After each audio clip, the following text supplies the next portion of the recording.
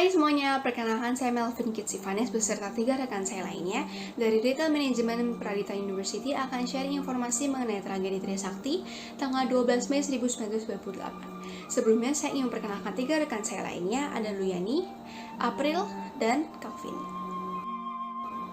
Kalian tahu nggak sih apa yang terjadi pada tanggal 12 Mei 1998? Jadi pada masa itu perekonomian Indonesia sedang mengalami kegoyahan tepatnya pada awal tahun 98 yang dipengaruhi oleh krisis finansial di Asia sepanjang tahun 97 sampai 99. Mahasiswa Indonesia termasuk mahasiswa Trisakti melakukan demonstrasi untuk menurunkan Soeharto yang pada masa itu menjabat sebagai Presiden Republik Indonesia. Demonstrasi direncanakan akan dilakukan di Universitas Trisakti hingga Gedung Nusantara. Tragedi ini bermula dari pengumpulan sivitas Trisakti, yaitu ada mahasiswa, dosen, pejabat, serta karyawan yang berjumlah sekitar 6.000 orang di Universitas Trisakti, yaitu sekitar pukul 10.30.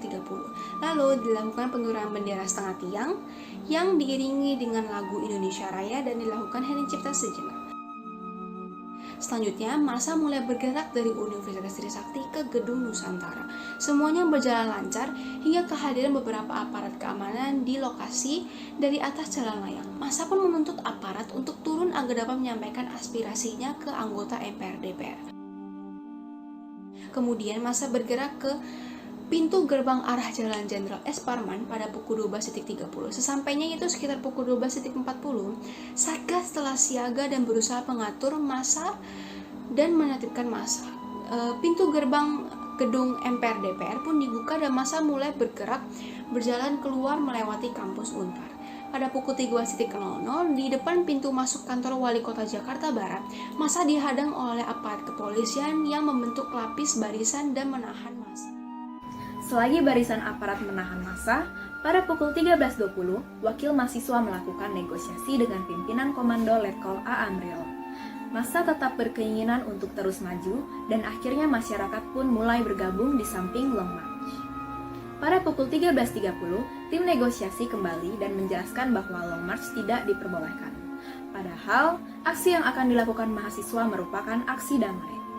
Situasi pun tenang, dan rekan mahasiswi mulai membagikan bunga mawar kepada barisan aparat.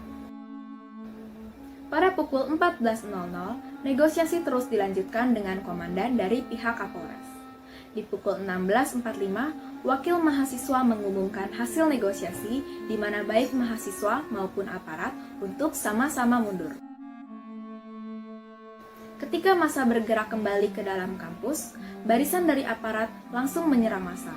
Aparat melakukan penembakan, pelemparan gas air mata, pemukulan, penendangan, dan penginjakan, serta pelecehan seksual terhadap para mahasiswi.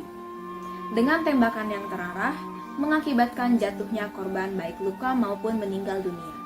3 orang meninggal dunia di dalam kampus, 1 orang lainnya di rumah sakit, dan korban luka-luka akibat tembakan sebanyak 15 orang. Sampai saat ini, masih belum ada kelanjutan tentang siapa yang seharusnya mempertanggungjawabkan hal ini. Banyak teori yang beredar, yang menyerukan bahwa penembakan berasal dari Brimob, sniper, dan pihak oknum. Lalu di pukul 19.30, rekan mahasiswa kembali dibuat panik karena terlihat ada beberapa aparat berpakaian gelap di sekitar hutan dan sniper di atas gedung yang masih dibangun. Setelah melihat situasi yang dirasa cukup aman, pada pukul 20.00 diadakan negosiasi antara Dekan FE dengan Komisaris Besar Polisi Arthur Damanik, yang hasilnya mahasiswa boleh pulang dengan syarat keluar secara sedikit demi sedikit per 5 orang demi keamanan. Pada pukul 1.30, jumpa pers dilakukan oleh pimpinan universitas, dan 2 anggota Komnas HAM, AA Baramuli dan Bambang Soeharto, datang ke lokasi. Lalu, bagaimana tindakan yang sebenarnya harus dilakukan aparat dalam pengamanan dan penanganan hal ini? Berdasarkan sumber yang kami dapat, ada 6 tahapan ketika polisi hendak menangani sebuah kerusuhan. Tahap 1 adalah kekuatan yang memiliki dampak pencegahan. Seperti saat polisi berdiri menggunakan seragam, di sini seorang polisi sudah menggunakan kekuatan tahap 1. Tahap 2, perintah lisan.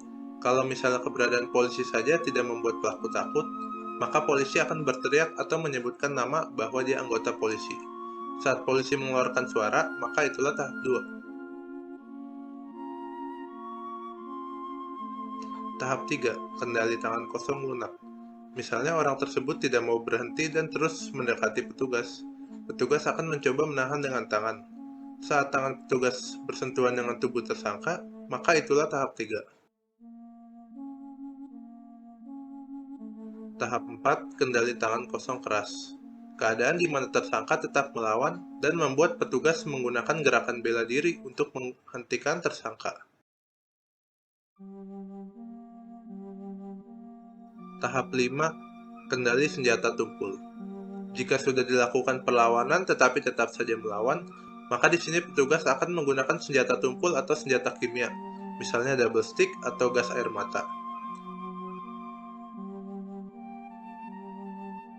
Tahap 6, kendali dengan menggunakan senjata api atau alat lain yang menghentikan tindakan atau perilaku kejahatan yang dapat menyebabkan luka parah atau kematian anggota Polri ataupun masyarakat. Dan di tahap akhir ini, seorang petugas diperbolehkan menggunakan senjata api. Dalam tragedi Trisakti ini terlihat banyak sekali tindakan yang merugikan satu sama lain. Tentunya hal ini berkaitan dengan hak asasi manusia yang dimiliki oleh setiap orang yang terlibat di TKP ya, kalau bahasa kerennya guys. Nah, mirisnya aparat yang seharusnya melindungi masyarakat justru malah bisa dibilang banyak isu yang justru kontra dengan statement tersebut. Dengan adanya pelecehan seksual, terenggutnya nyawa orang, adanya ketidakbebasan berpendapat sehingga tidak memperoleh keadilan, tentunya banyak pasal atau peraturan perundang-undangan yang bisa menghakimi hal-hal tersebut. Di antaranya pasal 28A tentang hak hidup, Pasal 289 KUHP tentang tindak kesusilaan atau pencabulan, Undang-Undang Dasar 1945 Pasal 28 EF tentang kebebasan berpendapat, Pasal 28D ayat 1 Undang-Undang NKRI tahun 1945 tentang hak memperoleh keadilan, dan yang terakhir Pasal 28G ayat 1 tentang hak memperoleh rasa aman. Setiap tanggal 12 Mei diadakan upacara peringatan di Trisakti untuk mengenang tragedi ini dan untuk mengingatkan juga serta memastikan agar tidak terjadi hal serupa lagi. Jadi teman-teman, siapa nih menurut kalian yang salah atau yang benar dalam kasus HAM tersebut? Terima kasih.